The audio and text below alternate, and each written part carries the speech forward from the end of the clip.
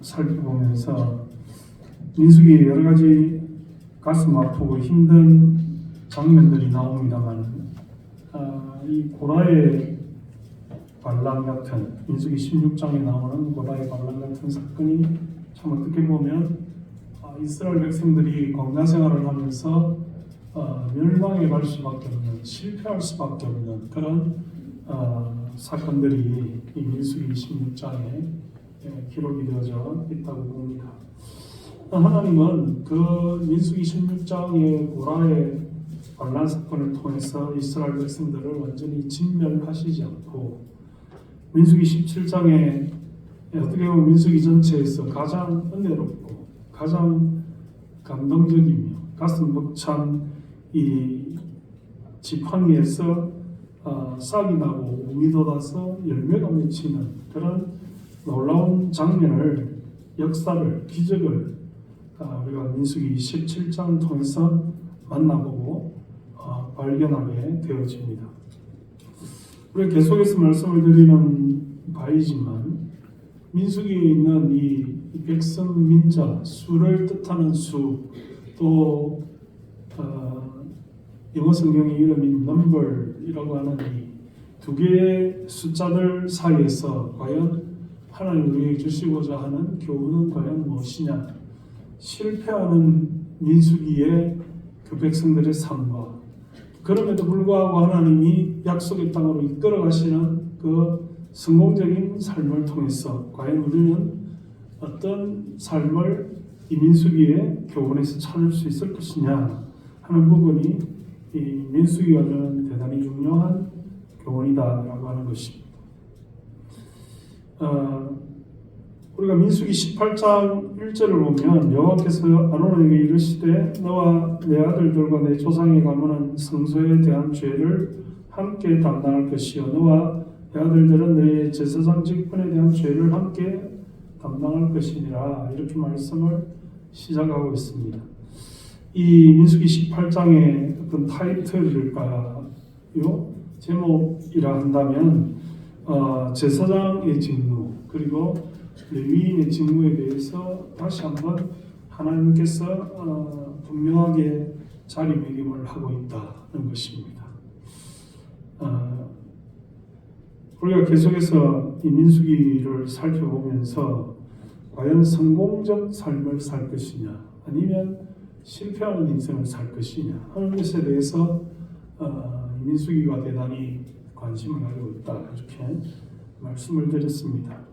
세상이 말하고 있는, 하나님 없는 이 세상이 말하는 성공, 실패가 아니라 하나님을 믿는 믿음으로 사는 인생으로서의 성공과 실패는 과연 무엇인가, 어떻게 다른 것이며, 또 정말로 실패하지 않고 성공하는 삶을 살기를 원한다면 무엇이 가장 중요한 것이냐 하는 것을 민수기가 다루고 있다는 것입니다.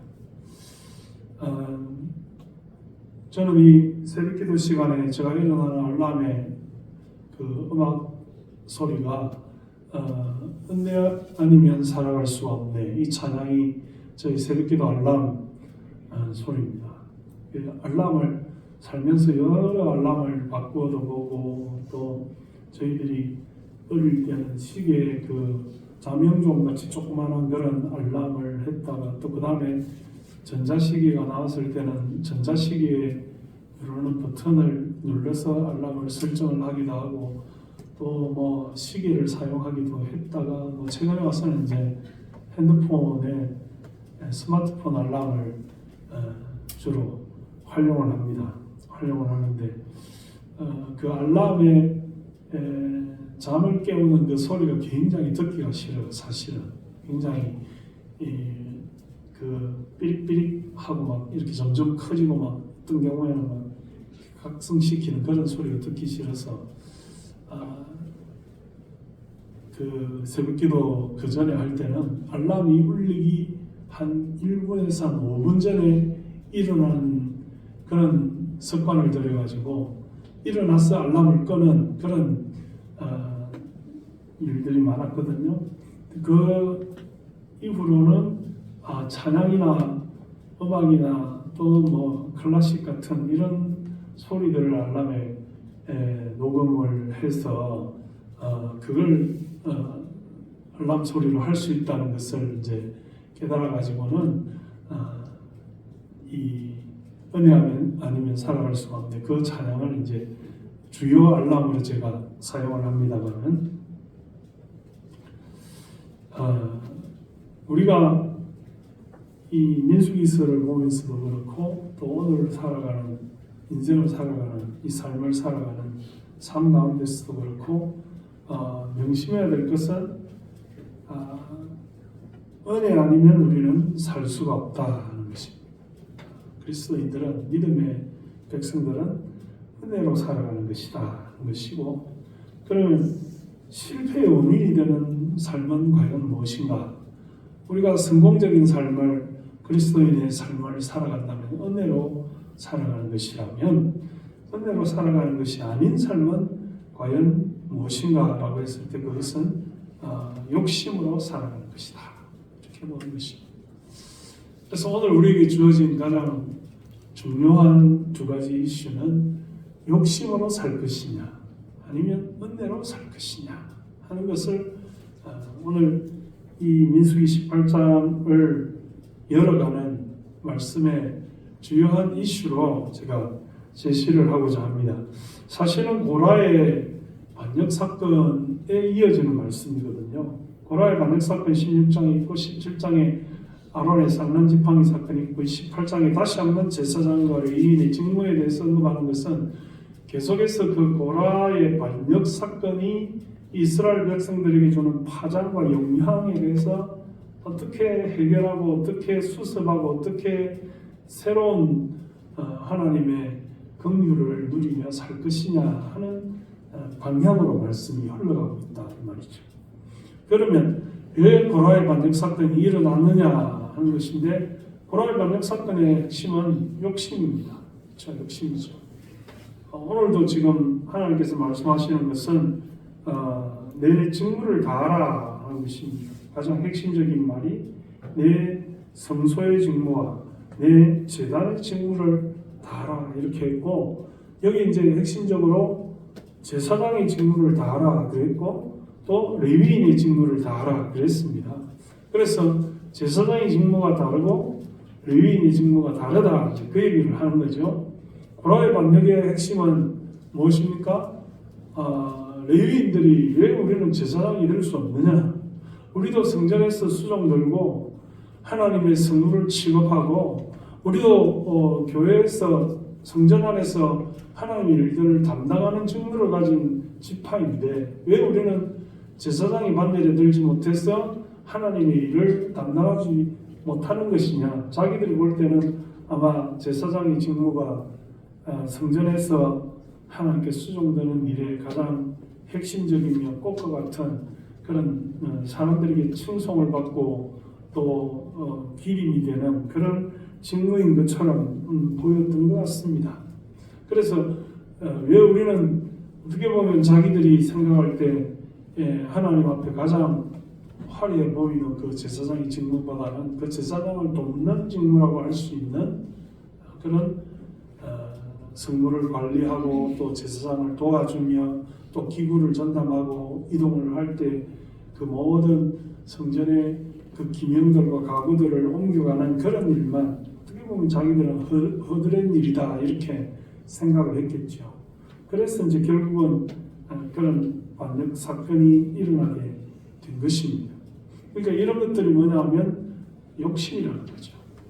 내가 생각할 때 내가 하고 있는 것들이 마땅치 못하고 남이 하는 일들이 더 커 보이고 남의 밥에 콩이 더 커 보인다라고 하는 우리 속담처럼 그 비교하는 의식들이 결국은 욕심이 점점 정폭되고 그 정폭된 욕심들 때문에 결국은 반란을 일으키고 모반을 일으키고 불만을 하고 불평을 하게 되는 그런 결과를 초래하게 되었다라고 하는 것입니다. 우리가 저 같은 경우에는 많은 성도님들과 함께 상담을 하거나 신방을 하거나 또 이렇게 그들의 고충을 듣는 시간들이 참 많았습니다. 최근에 와서는 또 제가 수도권에서 사역하기 시작한 이래로는 그렇게 많은 신방이 잘 없고, 또 상담을 해도 여러분들이 자기를 온전히 오픈해서 자기들 문제를 내려놓고 하는 경우가 그렇게 많지 않았습니다. 아마 제 생각에 우리 지금 소속된 교인들 중에서도 제가 가정을 방문해서 신방을 하고 예배를 드리고 또 그 가정의 상황을 들어보고 하는 경우는 한 3분의 1 정도가 될까 말까 그런 정도고, 또 제가 누누이 말씀을 드리지만 가정 방문으로 신방이 어려운 그런 형편이 있는 가정은 저희 방에 와서 목양실에 와서 신방을 받으세요. 옛날에는 찾아가는 신방이었지만 지금은 여러분들이 그냥 목회자에게 와서 상담을 받는 것으로 신방을 대신할 수도 있습니다.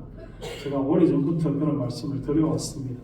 그래서 찾아와서 상담받고 기도받고 말씀을 받고 신방받는 그런 경우를 다 합쳐서도 거의 한 30-40% 정도 이상이 되지 않는, 또 1년이 지나도 가정을 방문해서 예배를 드리고 신방을 받는 그런 경우는 지금 점점 제 생각에 줄어들어서 1년 지나면 한 10가정 정도 가정을 방문하고 예배를 드리고 신방을 받는 그런 경우가 있을까 말까 한 그런 상황 속에 있습니다만, 그 전에 제가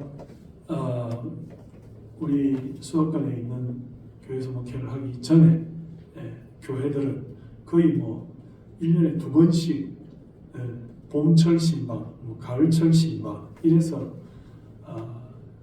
1년 12달 중에 한 4달, 5달 정도는 신방을 하고, 또 신방을 할 때 모든 교인들의 한 80% 이상, 90%까지, 그래서 하루에 최소한 8, 9가정에서 많으면 15가정씩 이렇게 신방을 했었던, 제가 사역할 때 제가 목사 안수를 받고 사역했을 때 일이니까 그렇게 오래된 일이 아닙니다. 그렇게 신방을 해야 그 가정의 기도 제목을 온전히 알고 또 그 가정을 위해서 기도할 수 있고, 지금도 제가 여러분들이 송구영신 예배 드리면 새해 기도 제목을 제출하라 해서 제가 A4지에다가 그 기도 제목을 다 타이핑을 하고 가급적이면 그 기도 제목을 새벽마다 하루에 한 번씩 여러분들을 위해서 기도하려고 애를 씁니다만, 신방을 해서 그 가정의 기도 제목을 알고 그 가정에 유효적절한 말씀을 제공하고 이렇게 하는 것과 또 상담을 하고 면담을 하는 것과 그렇지 않는 것은 차이가 있더라 하는 것입니다. 그래서 제가 신방을 이렇게 해보면 이제 그 가정의 자녀들이 어떻고 부모님 상황이 어떻고 형제간들이 어떻고, 보통 우리가 세상을 살아가면서 부부간의 문제도 있고 형제간의 문제도 있고 부모와 자녀간의 문제도 있고 이런 문제들이 있지 않겠습니까? 그렇게 있을 때에 본인 당사자가 부모님에 대한 불만을 가지고 있는 분도 계시고, 신방하다 보면 그런 이야기가 나오죠. 또 자기가 부모로서 자녀들이 자기에 대해서 부모에 대해서 어떤 관점을 가지고 어떤 생각을 하고 있는가에 대해서 말씀을 나눌 때도 있고 그렇습니다. 그런데 크게 2가지로 나눌 수가 있어요. 부모님께서 유산을 나누어 주거나 크게 베풀어 주신 것이 없다 할지라도 길러 주시고 낳아 주시고 함께 해 주신 것만으로도 감사하다 하는 사람이 있고, 또 어떤 분들은 옆에 사람 아무개나 유산을 받고 누구는 부모가 잘 거두어줘서 그래서 공부도 시켜주고 유학도 보내주고 결혼할 때 집도 사주고 사업할 수 있는 기반도 미천도 되어주고 그러는 가정도 있어요. 제가 이제 지금 현재 여러분들이 한 30대, 40대 기준으로 봤을 때는 그런 경우가 그렇게 많지는 않겠습니다만, 저희들 세대의 기준으로 봤을 때는 부모님이 자녀들에게 잘 해주는 그런 가정의 경우 절반, 잘 해주지 못해서 아쉽다라고 하는 그런 가정의 경우 절반, 이렇게 봤을 때 끊임없이 부모님에게 요청하고 부모님으로부터 뭔가를 받았으면 더 좋았을 텐데, 부모님이 관심을 가지고 나를 공부시켜주고 이렇게 잘 성장시켜주고 내 삶의 기반을 제공을 해주고 그렇게 했으면 좋았을 텐데 하는 그런 불평과 원망의 가정 절반. 그렇지 않고 기회가 닿지 않고 형편이 되지 않아서 부모님이 자식들에게 잘 못해주더라도 뭐 길러주시고 낳아주시고 그렇게 부모 없는 가정도 많은데 또 고생하고 정말 어려서부터 자수성가한 그런 가정도 많은데, 그래도 대학 정도까지는 공부를 시켜주시고 이래서 너무 감사하다라고 하는 그런 가정 반, 그런 정도였다 하는 것입니다. 이 세상을 살아가면서 누가 행복한 삶을 살아가는 것이냐, 행복이라고 하는 것이 무엇이냐고 했을 때 부모님이 계셔주시는 것만으로도, 부모님이 나를 길러주시고 낳아주시고 함께 해주신 것만으로도 감사하다 하는 사람이 행복한 사람 아니겠어요? 예. 부모님이 나에게 이걸 물려주고 저걸 물려주고 이런 재산과 저런 유산을 남겨주고 공부를 시켜주고, 뭐 저도 들어보면 주위에 막 어릴 때부터 과외를 해주고 뭐 예능 교육 시켜주고 또 뭐 특히 학교를 가면 뭐 굉장히 뭐 예체능 하는 사람들은 뭐 좋은 교수님들한테서 레슨을 받아가지고, 저는 부산에서 중고등학교 시절 보냈습니다만 그때도 막 서울로 레슨 다니는 그런 애들이 있었어요. 비행기 타고 서울 가서 뭐 교수님들한테 원 레슨에 얼마라고 하는데 뭐 어쩌고 그런 얘기도 들어보고 그랬다고요. 그것으로 끝납니까? 결혼하려면 뭐 예식장 빌려가지고, 저도 이제 뭐 이런 성혼기에 접어든 아이들이 있습니다만 저하고 또래 중에 뭐 결혼을 먼저 시킨 그런 가정들이 봤을 때 뭐 강남에 무슨 어떤 예식장에 가면 뭐 식사 한 끼에 10만 원이 넘고 예식 총경비가 뭐 1억이 넘어가는 그런 결혼을 시키고 집을 사주고, 또 그것도 모자라서 아이들이 자립하도록 아이들 손자들까지 다 봐주고 사업 미천도 대준다고 자기는 진짜 뭐 있는 돈 없는 돈 다 끌어대는 그런 부모도 있더라고요. 저희 교회도 심하다고 그런 분들이 과거에 있었어요. 근데 그런 뒷바라지와 최선을 다해 주더라도 자녀들은 어떤가, 저의 느낌인데 뭐 자격지심일 수도 있어요. 저는 많이 받지도 못했고 또 주지도 못하는 그런 상황인데, 많이 받은 자녀들이 더 불평이 많고 더 불만이 많을 수 있더라. 정말 누가 보더라도 부모님이 그 정도 했으면 뭐 부모님한테 더 바라는 게 없겠네, 평균적으로 봤을 때 너무 감사하지, 이래야 될 것 같은데 계속해서 더 바라는 거예요. 자기들이 열심히 노력해서 뭔가를 이루어내고 이렇게 하지 않았기 때문에 그냥 부모님한테 그저 주어진 것을 쉽게 생각하고 주로 그런 경우에 까먹고 상실하고 망하고, 그리고 또 달라고 해가지고 또 요청을 받고 또 그런 경우가 있더라고요. 예.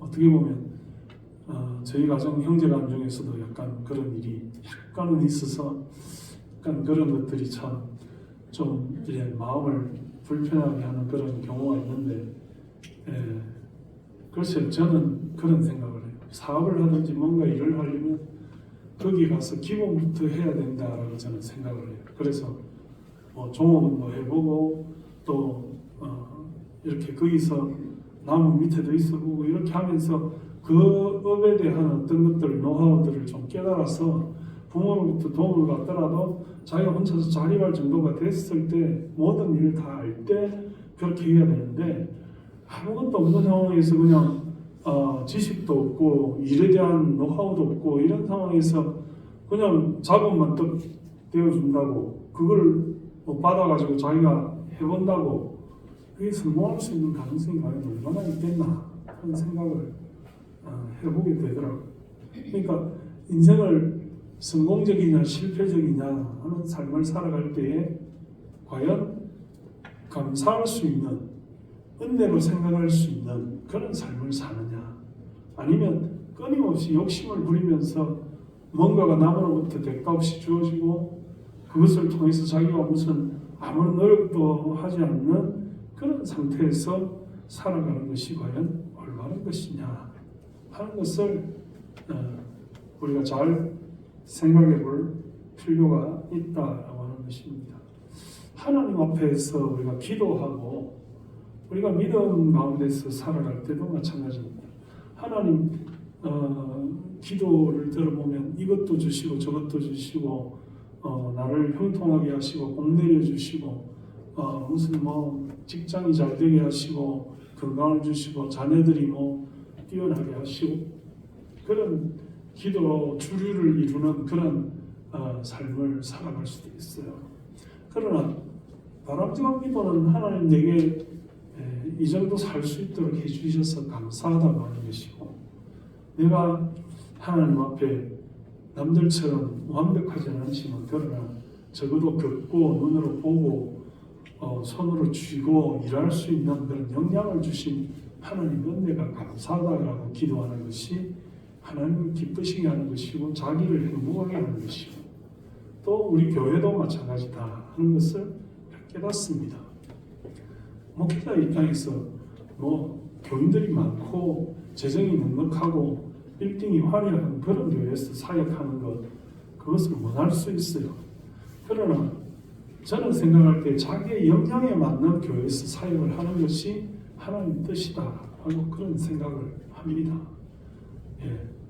더 낮은 것, 더 못한 것을 보면 더 가난한 교회, 더 개척교회, 더 힘든 교회, 더 성도들이 없어서 정말 교회를 빌려서 월세를 감당하기 어려운 그런 교회들도 있고, 또 위로 쳐다보면 뭐 더할 나위 없이 뭐 수천 명이 모이고 엄청나게 큰 영광 가운데 그렇게 목회를 하는 사람도 있지만 과연 누가 더 행복할 것이냐, 누가 더 하나님이 기뻐하는 목회자가 될 것이냐 하는 문제는 큰 교회, 뭐 대형 교회 화려한 건물 속에 사역한다고 해서 그 사람이 더 행복하거나 그 사람의 은혜가 더 크거나 그 사람이 하나님께 더 인정을 받는 그런 것은 결단코 아니라고 생각을 하고, 자기에게 주어진 역량에 맞고 자기의 그릇에 맞으며 자기가 할 수 있는 그 역할을 잘 감당하는 그 사람이 내게 주신 은혜가 내게 족하다라고 고백할 수 있는 사람이 행복한 사람이고 감사한 사람이고 또 인생을 살아가면서 정말 기쁨이 넘치는 그런 삶을 살아가는 것이 아닌가 하는 것입니다. 그러니까 여러분들도 마찬가지다 말이죠. 여러분들이 뭐 배우자에 대해서 나는 왜 이런 배우자, 제가 주로 많이 하는 말씀입니다만, 왜 이런 배우자, 이런 자녀, 이런 부모, 이런 형제가, 이런 가족들 가운데 내가 살고 있을까? 불평하고 원망한다면 그 사람의 복이 그만큼밖에 안 되는 것이요. 그 사람은 결단코 행복하다고 말할 수 없을 거예요. 내게 주신 은혜가 내게 족하다 하는 것은 내게 준 배우자, 내게 준 자녀, 내게 준 부모, 내게 준 환경, 내가 살아가는 이 모든 것이 하나님의 은혜라는 것입니다. 더 못한 사람, 더 힘든 상황 가운데 있는 사람, 더 힘들고 괴롭고 아프고 상처가 많은 그런 삶들도 얼마든지 있다는 것입니다. 여러분들은 별로 체험을 안 해보시잖아요.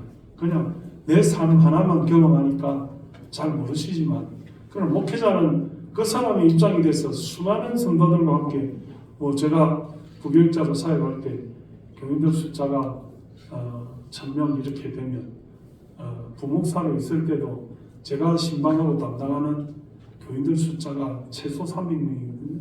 그럼 1년에 한 가정씩 맡으면 1년이 갑니다. 그러면 그 가정 속에 들어가서 그 사람의 입장이 되고 그 사람의 이야기를 들어보고 그 사람의 눈물과 불평과 한숨과 기도 제목을 나누면서 이렇게 계속 신방 봄에도 하고 가을에도 하고 이렇게 하면서 살아가기 때문에 그 사람이 겪고 있는 그 삶에 참 어려운, 정말 정말 누가 생각해 보더라도 고달프고 참 핍박이 심한 그런 지금은 그렇지 않지만 저희들 어릴 때만 해도 교회 간다고 자기 아내를 찾아서 술 먹고 주일 저녁 예배를 드리고 있었는데 뒤에 문이 벌컥 열려가지고 아내를 찾아서 머리채를 잡고 질질 예배를 드리는 중에 끌고 나가는 그런 일들이 들어 있었습니다. 그러니 그런 핍박을 받으면서 하나님을 포기하지 않고 예배를 드리고 주께로 나오는, 그러면서도 더 감사하다고, 참 그 남편을 위해서 기도하고 그 사랑으로 자녀들을 돌보며 정말 최선을 다해서 행복하다고 생각하며 주님 나를 지켜주시고 붙들어주신다고 믿으며 그렇게 살아가고 있는 그런 신앙의 사람들도 있더라는 것이고, 그 은혜로 그렇게 평생을 참 감사하며 기뻐하며 그렇게 사는 경우도 있는가 하면, 누가 보더라도 많은 축복 가운데 온 가족이 함께 그렇게 믿음 생활을 할 수 있는 상황임에도 불구하고 아주 사소한 것으로 불평하고 불만하고 또 하나님을 원망하고 욕심을 부리며 예를 들어서 여자 집사님하고 있다가 권사 투표를 했는데 자기가 될 줄 알았는데 권사 투표에서 떨어졌다. 그래서 신앙생활 이제 안 하겠다. 교회를 안 나오겠다. 그리고 목사님이 어디 다른 사람 되도록 운동하고 나는 떨어지도록 그렇게 한 거 아니냐 이러면서 목사님한테 항의를 하고 그렇게 하는 경우도 있더라. 말도 안 되는 그런 경우가 있더라 하는 것입니다. 우리가 오늘도 마찬가지 민수기를 보면서 하나님이 주신 그 약속의 땅이 과연 무엇이냐라고 했을 때 그 땅이 어떠했든지 간에 그 상황이 어떠든지 간에 그 땅으로 들어갈 수 있는 조건이 어떠하든지 간에 하나님이 주셨으니 그 땅을 얻을 수 있겠다라고 생각한 그런 은혜 가운데 살았던 사람이 있는가 하면, 그렇지 않고 왜 우리가 전쟁하면 백전백패할 수밖에 없다. 우리는 모든 면에서 약하다. 전쟁의 군량이나 무기나 키나 모든 힘이나 전략이나 모든 위치나 이런 조건이 우리는 도저히 할 수 없다라고 불평하고 원망하면서 돌아서서 계속해서 방황하게 되는 그런 사람들도 있었더라는 것이죠. 그랬을 때 하나님께서는 이 민수기 18장의 말씀을 통해서 제사장이라고 하는 직무를 가진 사람은 죄를 담당하고 성소에 들어가서 제사 제도를 통해서 너희들의 모든 더러운 죄를 해결하는 그런 직무를 가진 사람들이다. 어떤 분이 이 본문을 가지고 설교를 하면서 이런 이야기를 하더라고요. 제사장이 죄를 담당한다라고 했을 때 그 죄는 쓰레기와 같다. 그런 표현을 사용하더라고요. 제가 워싱턴 한인 장로교회 담임하는 저보다 한 서너 살 적은 목사님과 함께 제가 미국에서 유학하는 시절에 이 쓰레기통을 치우고 화장실을 청소하는 그런 아르바이트를 했어요. 아침에 한 5시 반에 일어나서 6시까지 출근해서 그 전날 있었던 모든 카페테리아의 쓰레기와 음식통들을 다 비우고 이런 변기 한 1인당 한 80개 정도 이렇게 깨끗하게 닦아야 되는 그런 일을 3시간 안에 이제 다 해야 되는데, 그 목사님이 합신 나오셨는데 우리 김설님이 그 교회에 한 이렇게 미국 유학 가서 한 40분 동안 차 타고 그 교회에 이제 나갔는데 그 목사님 그래요. 아니 목사로 이렇게 부름을 받았어. 청소하고 이런 변기 닦고 이 서양 사람들의 볼일 본 게 한국 사람들보다 훨씬 더 더러워요. 끈적하고 그걸 여러분들에게 말씀드리기가 참 죄송한데 얘네들도 변기에 앉아서 차분하게 볼일을 보면 좋긴 한데 어떤 애들은 독특하게 그 변기 위에 올라가서 볼일을 본단 말이죠. 그러면 그 볼일 보는 게 약간 딱딱한 볼일이 아니면 이렇게 분수처럼 팍 쏟아지면 그게 다 경기를 더럽히면 그걸 다 닦아야 되죠. 말라붙어가지고 다음날 하면 그걸 다 불려가지고 이렇게 닦아야 되는 게 참 불편하지 않습니까? 그러면 막 불평을 한다고 목사로 이렇게 참 목회를 하고 말이지 참 거룩한 교회에서 주님 앞에 이렇게 다 사유하다가 와가지고 이렇게 해야 되냐고 그러면 제가 그런 말을 하죠. 성도들이 죄를 담당한 사람이 성도들이 더러운 것을 담당하는 것이 당연하다. 제가 그때 이 민수기 말씀을 굳이 염두에 두지 않더라도 그런 이야기를 했던 적이 있습니다. 제가 한번 그 이야기를 했죠. 겨울에 이렇게 그 음식 쓰레기를 우리 한 가슴 높이 정도의 큰 드럼통 같은 데다가 이렇게 쓰레기를 모아서 다 버리는데 그 큰 봉지가 있어요. 그럼 그걸 이렇게 뚫뚫 말아서 거기서 이렇게 끄집어내가지고 큰 이제 쓰레기차가 와서 치워가는 그 큰 네모난 박스에다가 큰 덤프에다가 그걸 이제 입구를 막아가지고 이렇게 갖다 버려야 돼요. 버려야 되는데 이렇게 겨울에 이렇게 얼어가지고 좀 있으니까 그 쓰레기 봉지 큰 걸 이렇게 접어가지고 어깨까지 올렸는데 밑에 물이 많이 있으니까 음식물 쓰레기 물이 있으니까 펑 터지면 그냥 그걸 그 추운 겨울에 확 다 뒤집어 쓰는 거죠. 그러면 그 고약한 냄새가 그냥 이틀을 가고 사흘을 가고 샤워를 해도 없어지지도 않고 그런 경험들을 이렇게 하는데 그 목사님이 말씀을 전하다가 제사장이 죄를 담당하는 것은 쓰레기를 담당하는 것 같다. 그런 이야기를 해서 그 생각이 났습니다. 그래요. 우리 인생에 더러운 죄를 담당한다는 건 참 쉬운 일이겠습니까? 제사장이 모든 죄를 다 고백받고 그것을 대신 하나님 앞에 아뢰어서 그 죄를 사함받는 게 쉬운 일이겠느냐고요. 레위인은 그런 성전의 기구들이나 가구들을 이렇게 다 준비를 했어요.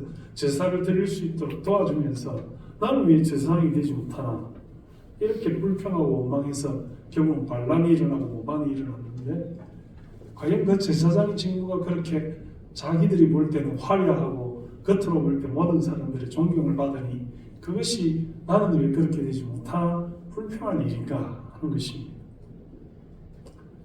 오늘도 사랑하는 성도 여러분, 교인들이 아프다 그러면 새벽에도 밤에도 쫓아가야 되고 또 경조사가 있으면 또 다녀가야 되고 또 새벽 기도를 위해서 어떨 때는 정한 알람 시간이 직전에 딱 일어나서 이렇게 기도의 준비를 하고 이렇게 탁 가지만 어떨 때는 3시에 일어나서 알람이 울렸는데 내가 못 들은 거 아닌가?